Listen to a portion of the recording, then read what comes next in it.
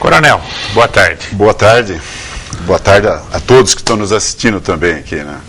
Bom, é um prazer conversar com o Coronel Ecler e tem tudo para dar uma entrevista muito boa, quer pela sua experiência, pelos cargos importantíssimos que ocupou na Polícia Militar, o maior cargo do Estado de São Paulo, quer agora por esse desafio aí, assumindo a coordenadoria do PSDB na nossa região.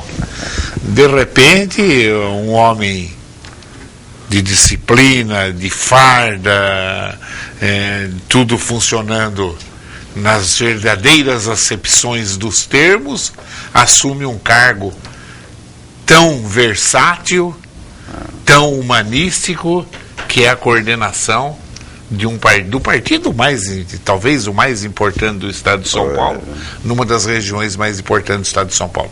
Que guinada foi essa? Cansou de cumprir ordens da caserna e virou agora criador de determinações? Na realidade, olha bem, os últimos 4 anos eu passei dentro do Palácio dos Bandeirantes, né? Era assessor especial lá do governador Serra, no começo desse ano do governador Alckmin.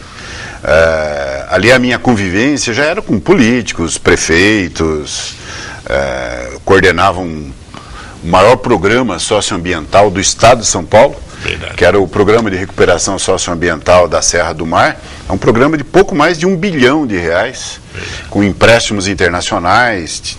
Tivemos o grupo de 2, 3 vezes a Washington negociar um empréstimo, porque o Estado, todo mundo pensa assim, bom, tem um empréstimo, parece que tem um órgão, né, que vai lá e faz. Não é bem assim, não. Você é o responsável, sou. Então, junte, vai lá. Como é que faz? É você que monta aquilo, né? E nesses 4 anos aí, principalmente, quando a gente fala recuperação socioambiental, nós estamos mexendo, é uma cidade de 25 mil habitantes. Você está tirando uma cidade daqui, pondo para lá, que estavam dentro do Parque Estadual da Serra do Mar. Você constrói bairros, e não é apenas casas, 6 escolas, onde é o supermercado. Bom, e as igrejas que estavam lá dentro? Qual a solução?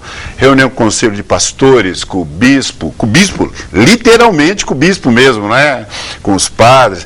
Então, acho que foi uma experiência assim fantástica. Foi construindo bairros, negociando com população. É muito difícil, com manifestações no começo e no final, uma briga, quem iria primeiro, quem sairia da serra, tal. Organismos internacionais vigilantes, né? Porque tem dinheiro internacional. Eram várias secretarias de Estado, mas particularmente a da Habitação e do Meio Ambiente, em que nós trabalhávamos no cotidiano, né? Então, acho que essa é uma vasta experiência que nós adquirimos nesses últimos 4 anos e meio, que eu saí do comando geral da Polícia Militar. Conseguiram o quê? Praticamente, o que foi conseguido? Porque, na realidade, nós não podemos esquecer o seguinte, que a Serra do Mar hoje é a maior mancha restante da Mata Atlântica no Brasil. É verdade. Isso é importantíssimo. 315 mil hectares. E nós tínhamos, vamos dizer assim, o câncer maior era em Cubatão. A agressão uma serra. Agora, era uma população que também, ela não tinha outra opção, ela não tinha onde morar, como morar. Cubatão tem um problema, 64% da área de Cubatão ou é parque ou é mangue. O que resta ou é área industrial ou é casa, não tem como, né? Então, ali, 80% do problema do Parque da Serra era Cubatão. Por que eu falo era? Porque já milhares de famílias foram retiradas. Então, licitações, construção de 5.350 unidades habitacionais, a remoção de mais de 5 mil famílias, 2 mil famílias que permaneciam em áreas que foram desafetadas, escolas, supermercado, eles vão comprar aonde? Onde é a padaria? E as igrejas? Então, na realidade, é um programa que deu certo, é um programa que hoje ele está apenas em andamento, já em torno de mais de 5 mil, eu acho que está em quase 50% dele completo. Agora é uma questão de entregar, retirar, porque o pessoal pensa de maneira muito simples. Fala assim, nós vamos construir a casa e vamos retirar a família. Só para desculpa estender um pouco aí, para você ter um exemplo. Primeiro você contrata uma empresa, nós temos que levantar aquelas famílias, uma por uma. Da onde veio, como mora, onde estuda, quantas crianças, tal, etc. Segundo, você tira uma foto aerofotogramétrica, eu preciso de mapas daquilo lá. Terceiro, você tem que, em cima daquilo, contratar empresas para construir bairros. Bom, aí nós temos que... O trabalho social que é o maior problema. Claro. Uma empresa com mais de 50 técnicos sociais, família por família. Não, mas eu... E realmente aquela família mas colocou... se bobear, não entra gente nova ali? Ah, é por isso que... Está bem fiscalizado ali? A primeira medida foi, junto à Polícia Militar, um pelotão específico para aquele local da Polícia Ambiental. Comprando viaturas, tal, com sedes, com ali, tal. Bom, aí você vai negociando. Olhe bem. Ah, você construiu lá, bom, temos ali 200 unidades prontas. Você convoca, para cada 200 você convoca 3 vezes mais. Você convoca, leva aquelas famílias para conhecerem as casas, voto. Na semana seguinte, individualmente, cada uma é entrevistada. Ah, então vai dar certo? Ah, eu quero, eu vou, eu aceito. Pago, com subsídio do Estado, mas nada é de graça, isso é importante, nada é de graça. Bom, assinaram o contrato e tal. Esse povo trabalhava o quê? Trabalhava ali para Cubatão? A grande maioria é Cubatão, a grande maioria, e são as pessoas desqualificadas, esse é o maior problema. Por exemplo, está aumentando a refinaria servente lá. De pedreiro. Aí que está. Então, é o não qualificado. Um número de analfabetos muito grande. Isso daí foi uma coisa importante de um convênio com a Ciesp, com a Fiesp de Cubatão, qualificar a mão de obra. Nós tínhamos um grande número de pedreiros que nós formamos lá mesmo, junto ao Senai. Beleza. Por exemplo, formando. E você tem que ter, antes da ocupação, pós-ocupação, formar, bom, você mudou para um conjunto. Você tem que formar aquele pessoal como viver em comunidade. O que é um condomínio? Aonde que você coloca a roupa? Você fala assim, não, eu construí a casa, dei a casa. Engano. É um trabalho para você realmente ter um sucesso, em que você tem que ter assim um grupo de psicólogos, e tem aqueles caras também que vivem de exploração do que resta na mata ainda.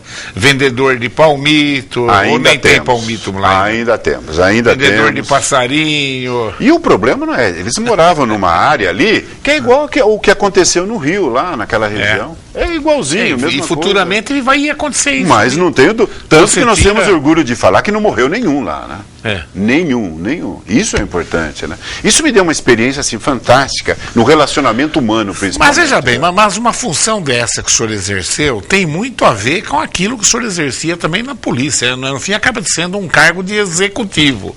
Agora o senhor deu uma guinada. Agora é um líder político na nossa região, assume um cargo tão importante. Na realidade, o Pedro, né? Eu, nesses últimos anos que eu fiquei em São Paulo, nunca mudei de Bauru. Minha família continuava aqui em Bauru e tal.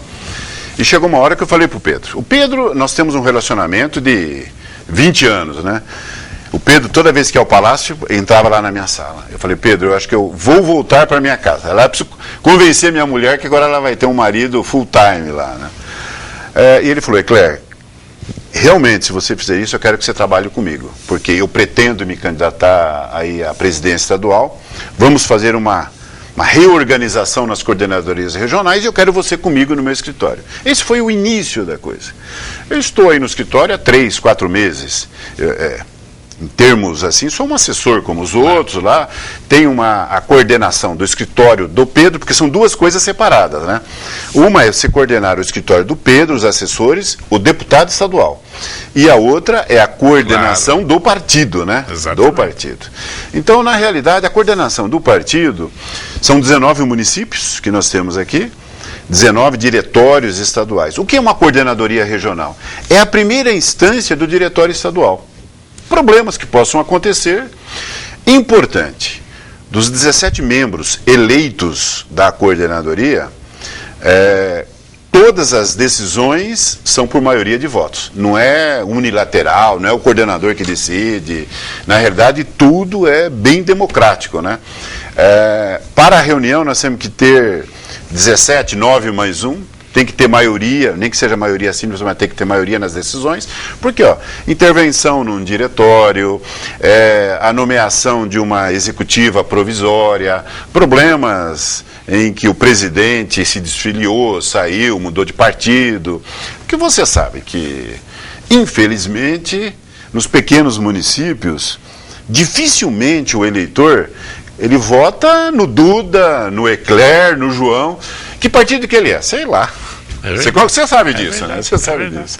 Então, é toda uma reorganização. Agora, o principal é que esse diretório municipal tenham candidatos, tanto à vereança quanto à prefeitura, de pessoas realmente que possam ter condições eleitorais. Não é quem quer, é quem pode, né? Isso é o principal. E aqui, né, em todas as regiões tem o diretório do PSDB. Nos 19 municípios da nossa região nós temos o diretório. Temos alguns diretórios que temos comissões provisórias, porque no dia 13 de março desse ano, nós tivemos as convenções nos 645 municípios, onde foram eleitos os diretórios municipais. Mas nós tivemos alguns que eles não fizeram. Não tivemos a convenção. Mas no nosso caso, e temos também assim, foi eleita a convenção, o presidente acha que ele tem que ser o candidato, mas ele não é o mais viável. Quem é o viável? Temos que ouvir os vereadores. Por exemplo, vamos pegar o caso de Bauru aqui, um exemplo aqui. Nós temos que ouvir a comunidade. Quem que é o viável para o PSDB? Ouvir você, Duda, por exemplo, aqui, ó. Né? A minha pergunta é exatamente essa. Bauru, quem são os viáveis? Vou fazer uma pergunta mais fácil. Eu pergunto quem é o viável, pergunto assim, quem são os viáveis aqui para Bauru, aonde nós temos um prefeito aí jovem e regra geral. Bem avaliado. Está fazendo uma boa administração, certo? O que não quer dizer que não possa ser melhor. Claro, lógico. Isso. Eu vi o Segala ontem, ele ontem lá na tribuna, né, com aquele óculos, né, fala, eu quero ver tudo azul, como dizem aqui, né, fala, não, olha, você viu, inaugurou a primeira estação de tratamento de esgoto, que o governo anterior fez e pagou e licitou, né, são coisas assim. Eu tive uma análise assim, outro dia tinha um pessoal lá no escritório, falou, Eclair, nós tivemos tantos problemas anteriores, que quando chega um administrador em que é normal, ele já se destaca. É verdade. Agora, você concorda que a oposição ela é boa para a cidade? Sem dúvida. Ela é excelente para a cidade. Ela é boa para nós. Me critique, eu vou me corrigir. Onde eu estou errando? Vamos nos corrigir. Mas vamos pegar, vamos lá. 5 nomes de prováveis candidatos do PSDB. Marcelo Borges. Mas eu acho que os vereadores nossos são prováveis candidatos, né? Os 3 vereadores. Quem são os 3? É o Marcelo? Nós temos o Marcelo, o Giba e o Mantovani. Né? Jovens ainda, primeira legislatura. É óbvio que o Marcelo tem uma experiência muito maior. O Coronel Eclair é um provável também ou não? Eu acho o seguinte, nós vamos ter essa resposta no final de setembro. Por quê? Nós sabemos que temos, um ano antes são as filiações. Então, podemos filiar ainda um grande empresário, uma pessoa dos meios de comunicação, o Duda, certo? Por que não, né? O coronel está com jogo de cintura, hein?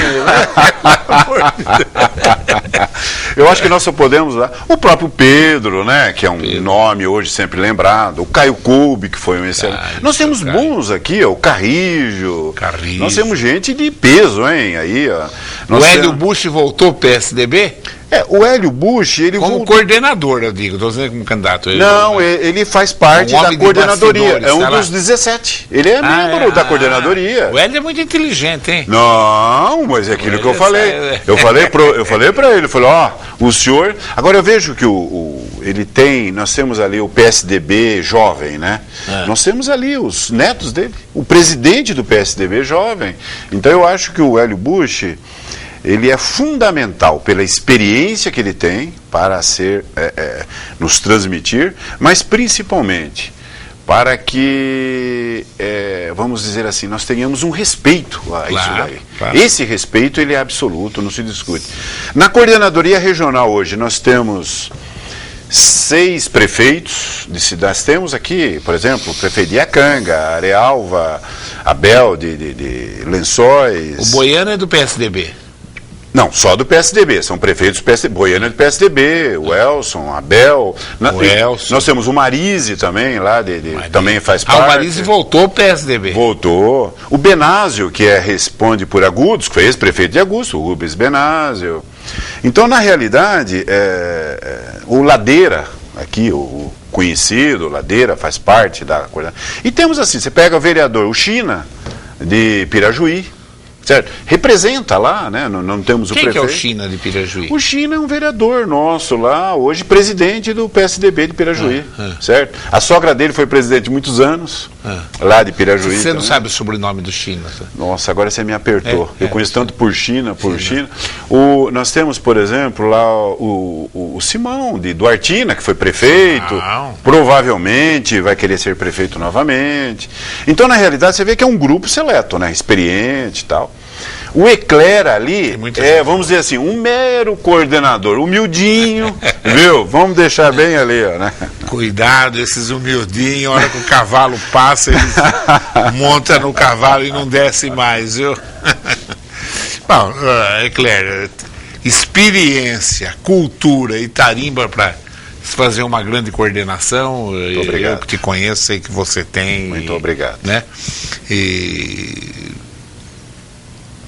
eu acho que isso é importante, porque que apareçam bons nomes e que a cidade fique aí entre bons nomes. Já tem o Rodrigo, tem o Gazeta, que já botaram o nome aí, parece que... parece que o Carlos Ottaviani também pretende, né? É aí que vem essa possibilidade do PSDB apoiar o Carlos Ottaviani.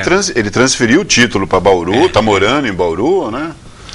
Olha, e o ato dele ser do PP... ele não pode sair do PP. Eu acho difícil o seguinte, olha bem, Bauru é a cidade do presidente estadual do PSDB. Então, é meio difícil não ter um candidato. E fala a verdade. Quase que a gente pode até dizer, e é uma menina dos olhos do governador, porque o governador Alckmin fez muita coisa por Bauru, hein? Fez. Essa é uma realidade. Fez e fará, hein? Fez e fará muito por Bauru. Você pode ter certeza. Você tem que reconhecer isso. Olha, muito. É um carinho todo especial. Eu não tenho dúvida nenhuma. Mas eu acho, claro, o Pedro Galgum Degrau não vai querer ser candidato a prefeito, está presidente do PSDB, mas gostaria de ganhar a eleição em Bauru, não tenha dúvida. Pode ser uma coligação, hein? Eu acho que em política, ela só tem, ela olha para frente, ela não tem retrovisor, né? Ser vice do Rodrigo é um negocião, hein?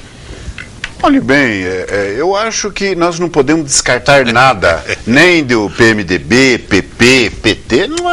O PT talvez que seja o mais difícil para nós aqui, né? É verdade. Agora os demais estamos aí. E temos que brigar para ser o melhor de Bauru, aquele que o povo escolher. Vamos ver qual é o melhor, né? É verdade.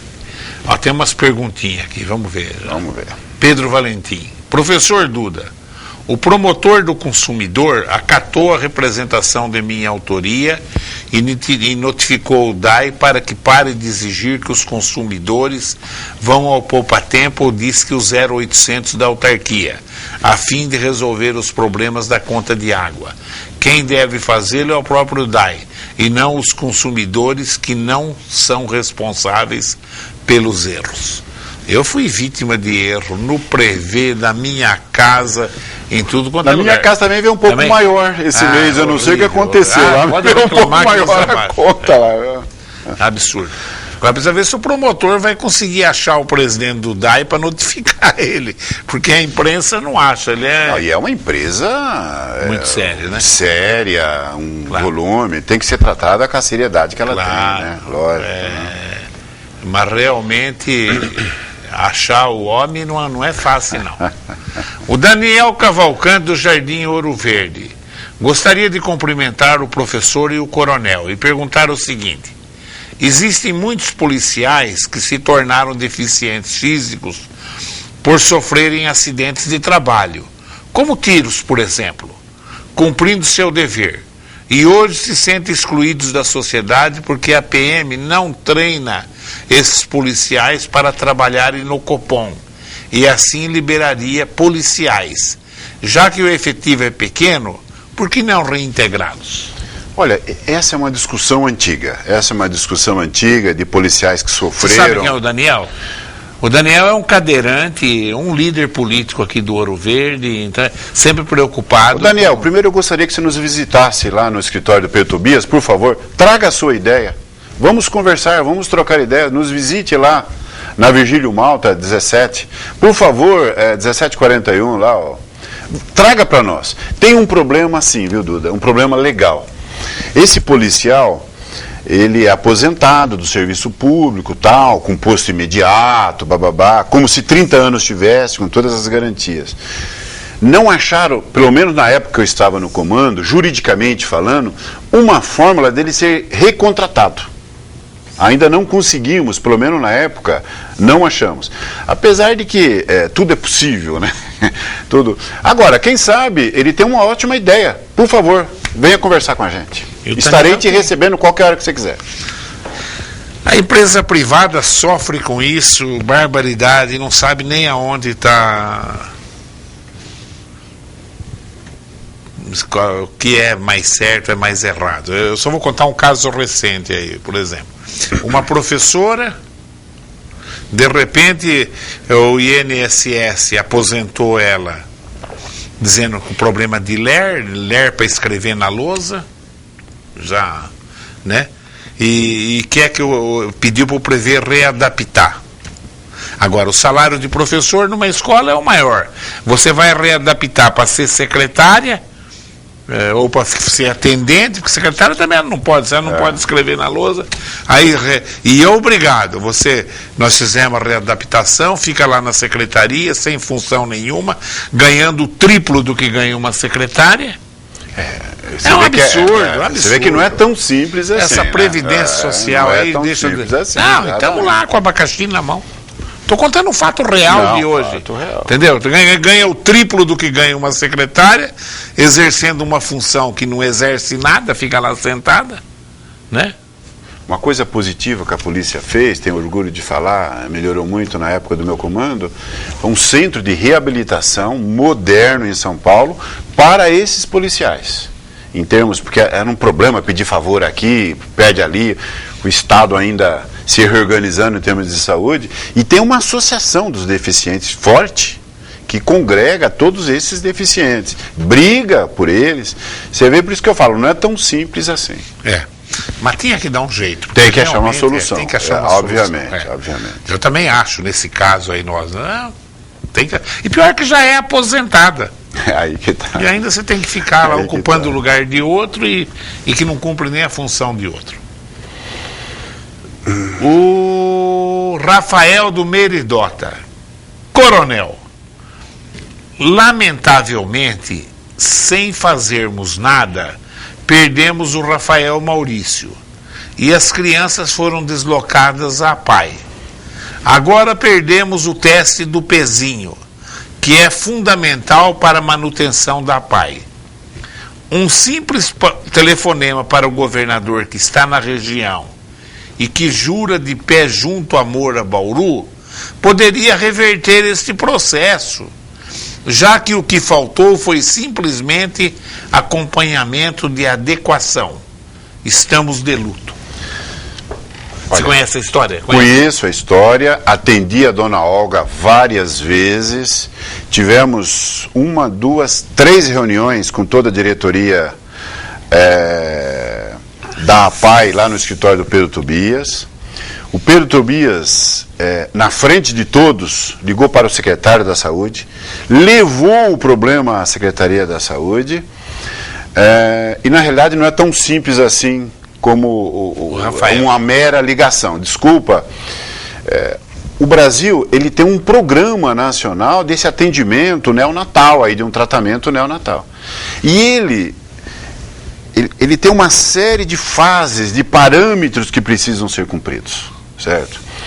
A APAI de Bauru, que exerce, eu acho que não está totalmente descartado ainda, um excelente serviço no teste do pezinho, mas infelizmente o laboratório, ele estava, vamos dizer assim, na primeira fase, que é fundamental, mas tinha que ter um acompanhamento. Agora você imagina, 200 Eu já ouvi da PAI quase 300, mas pelo documento lá são 215 municípios em que remetem o teste, que vem via correio, SEDEX, eles fazem o teste, mas são milhares de crianças em que, na realidade, esse acompanhamento, laboratórios mais sofisticados, infelizmente teriam que se adaptar, que nós não tínhamos aqui.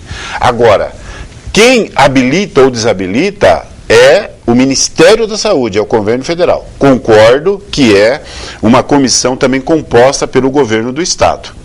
Agora, você pode ter certeza absoluta que o Pedro está fazendo de tudo para que nós tenhamos as condições. Porque não é falar assim, tirou porque eu quis tirar. Tirou porque, tecnicamente, tinha algumas coisas que precisam ser solucionadas. E mais, ninguém ficou ao desabrigo. Ao mesmo tempo que se retira, foram habilitadas a Universidade de São Paulo, Hospital das Clínicas Ribeirão Preto, e a Unicamp, Hospital das Clínicas Unicamp. Nós temos o Hospital Santa Marcelina em São Paulo e a PAI São Paulo. Só que a PAI São Paulo ela tem uma série de convênios com vários hospitais. E tem um modelo, que é o modelo que nós chamamos de São Caetano. Que a prefeitura, inclusive lá em São Caetano, rompeu com a PAI e ela montou, junto com os vários hospitais, um modelo assim. Inclusive nós orientamos a dona Olga e tal. Nossa, dona Olga é uma pessoa maravilhosa, que não podemos nem falar nada aqui. Nota 1000. Nota 1.000 para ela. Eu creio que ainda não está totalmente descartado. Agora, temos que cumprir tecnicamente, não é político o problema é técnico, laboratorial. Isso é importante. Você, como professor, dirige uma escola, você vê que não tem. Ele é habilitado ou não é habilitado. Claro. Então, são casos assim que eu acho importantíssimo. Era mais ou menos quando ele falou do Rafael Maurício. Agora, olhe bem, eu tenho contato aqui com o pessoal nosso da assistência social do Estado, a Perrone. Olha bem, eles estão um atendimento igual tinham no Rafael Maurício, vamos deixar bem claro, né? O atendimento às crianças, que nós temos que ver o seguinte, e a criança em si? Agora, é uma pena perder realmente uma instituição como o Rafael Maurício. É verdade. Isso é uma pena. Não achar soluções. Né? Histórica. Temos que achar um caminho. O Rafael tem toda a razão. Agora, você concorda? Agora, de vez em quando, Duda, eles ficam repisando numa coisa passada. Não. O que nós vamos fazer no futuro? Como? Aonde nós podemos ser útil com a criança? Eu acho que nós temos que construir um novo caminho. Ô Coronel, você que estava lá perto, escutou todas essas conversas, escuta ainda, e a nossa chance de conseguir a nossa faculdade de medicina em Bauru pelas mãos do governo do Estado? Eu acho... Uma faculdade de medicina ou da USP ou da Unesp? Eu acho que nós nunca estivemos tão perto, pelo que eu ouço ali. Agora, uma coisa importante, né? Faculdade de medicina, existe uma resolução, eu não sei o termo correto, do Conselho Nacional aí de Educação, que proíbe hoje aberturas de faculdade. Mas nós temos, nessa Câmara, que é o Adib Jatene, que é o nosso, né? Que ele já deu parecer favorável. Deu parecer favorável, é ele que em Brasília, faz parte dessa Câmara. Tá? Uma coisa que nós temos que ver é o seguinte, né? Quando você fala USP, Unesp, eles têm uma pizza que hoje é repartida em pedacinhos, né? Na hora que você acrescenta uma faculdade... Tem que mexer no financeiro, exatamente. Claro, tem que mexer. Uma coisa importantíssima que é a promessa do governador, pública, inclusive você falou aqui, a partir do ano que vem nós vamos ter residentes. É verdade. Isso é fundamental para nós. Olha, nunca estivemos tão perto. Eu vejo ali o tio Gastão, o doutor Assaf, que você conhece, que vai e pega, e reuniões. A semana passada o Pedro teve 2 reuniões. Eu acho que nós estamos muito, muito próximos. Por quê? A faculdade fala, é lógico que eu quero, mas da onde vem o dinheiro? É aí entra o governo do Estado. A grana, mas não tem a ver. É lógico. Opa. É que ele fala assim, construir um hospital. Então faz o seguinte, eu construo. Só que manter um hospital... É muito mais caro do que construir. É um hospital por ano, a manutenção dele. Então ela fala, não, a prefeitura constrói e te dá. Fala, pera lá, é um presente de grego aí, né? Ó, o Alberto da Casa da Capoeira, o professor Alberto, te manda um abraço e te chama de amigo General Eclair. Conheço muito, Alberto. Muito obrigado pela deferência aí, hein? Nos visite tomar um cafezinho lá no escritório, por favor. Alberto, pode ser que ele seja candidato a prefeito, você vê, já tá até, viu? Ô, tá me lançando, hein, Duda? Eu não sabia, ó, tô ficando contente aqui, hein, olha. Ó, o doutor Natanael é advogado. Ele pergunta: estou escutando a rádio Ouro Verde, deve ser Auriverde. Auriverde. E de acordo com a rádio, o DAI já foi notificado sobre as contas de água, mas não seu presidente, já que é difícil de achá-lo. Mas sim a divisão jurídica foi notificada. Então tá bom. Acho que pelo menos os advogados dele devem achar. Devem achar. A Estela da Vila Souto cumprimenta o professor Duda e pergunta: Coronel, o senhor à frente do PSDB regional, o deputado Pedro Tobias na coordenação estadual, a tendência é que Bauru, com forte vocação tucana, se torne reduto do partido, especialmente nas eleições do ano que vem. Para que isso aconteça, não seria natural que o governador procurasse atender mais as demandas de Bauru? Olha, eu acho que, vamos dizer assim, existem muitas demandas a serem atendidas, mas se nós compararmos o atendimento que tem Bauru, teve Bauru, com os demais municípios, Bauru já foi muito privilegiado. Mas muito. Eu dou um exemplo da Nações Norte aí, 58 milhões, muito. 70 milhões com a parte da prefeitura. É o hospital estadual, é o AME, é a FATEC, sabe? Então é uma série de... Agora, você tem razão, eu acho que nós, não é por causa disso que nós vamos deitar em berço esplêndido, não. Nós temos que continuar brigando pela nossa cidade, quanto a isso. E tem mais, hein? Você pode ter certeza que o Pedro e o governador Alckmin estão presentes na cidade de Bauru e vão procurar atender aquilo que, dentro do que for possível, obviamente, né? Ontem no Senado já começa a surgir um grupo de senadores suprapartidários, se colocam acima dos partidos, para apoiar a Dilma Rousseff. A Dilma está agradando, não está, Coronel? Eu achei embora você é do time aquilo. Também achei. Não, achei importantíssimo. Embora você é do time contrário. Mas olhe bem. É como pedir para um corintiano elogiar o centroavante do Parmeira, entendeu, né? Mas nós não devemos fazer a crítica pela crítica. Nós temos que reconhecer que ela começou bem. As atitudes que ela tomou, hein? Corajosa. Lógico, não tenho dúvida nenhuma. É uma coragem mexer nessa corrupção que nós temos aí. Eu já não estou na idade de me iludir mais com políticos. Já me iludi, já tive tanta decepção. Olha, às vezes eu me controlo, mas olha não. O meu coração começa a despertar um certo amor pela Dilma. Está dando um problema no próprio partido dela, pelo que nós acompanhamos aí, no próprio, né? A gente vê a bancada lá, ó. Olha, eu também admiro, hein? Não sou contra, não. E nós temos que criticar o que é errado. Aquilo que é bom para o povo, nós temos que apoiar, não tenha dúvida nenhuma. Tá de parabéns. Ó, amanhã nós vamos ter aqui no Enfoque o Segala, que é um prefeitável, hein? Prefeitável, opa. Todos os vereadores, né? Prefeitável. E o Carlão do Gás, que é do PR. PR, Carlão, mas nós não vamos falar nada do PR. É bom não falar. Vamos falar do Carlão, que o Carlão é bom. O Carlão é bom. Né? Eu vou fazer mais uma pergunta e depois o Roberto General, olha lá. Hoje na tribuna do leitor da Jornal da Cidade, um leitor falou que com a eleição do coronel Ecler, o PSDB continua elitizando seus dirigentes. Isso é verdade? Quando o partido vai mudar esta situação? Olha, eu fiz uma resposta hoje, amanhã deve publicar. Convido essa senhora, a professora, a me visitar agora publicamente, aproveitando aqui, Duda, para esclarecer. Agora, eu, considerado elite, coitado do meu pai, viu, que era um carroceiro, certo? Quase semi-analfabeto. Estudei a vida inteira em escola pública. Estudei aqui no Ernesto Monte. Olhe bem.